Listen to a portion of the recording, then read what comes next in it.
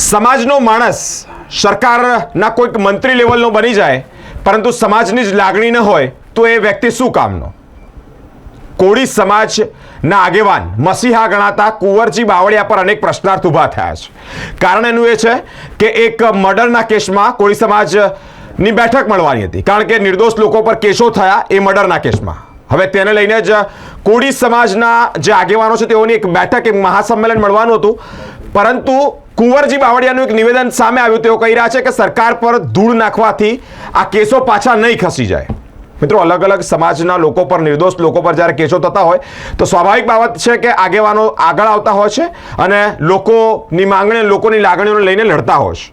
કોળી સમાજનું એક સંમેલન મળવાનું હતું, તેમાં આ સંમેલન અટકાવવાના પ્રયત્નોના આક્ષેપ કુંવરજી બાવળિયા પર લાગ્યા છે. તેઓની એક ગર્ભિત ધમકી ભર્યો કોલ રેકોર્ડિંગ પણ વાયરલ થઈ રહ્યું છે. કુંવરજી બાવળિયા આ મહાસંમેલન, નિર્દોષ લોકો પર જે થયેલા કેસો તેને અટકાવવા માટે મળતા મહાસંમેલન માં સપોર્ટ તો ન કરી શક્યા, પરંતુ તેને અટકાવવાના પ્રયત્નો કરી રહ્યા છે તેવા જ આક્ષેપ કરવામાં આવ્યા છે.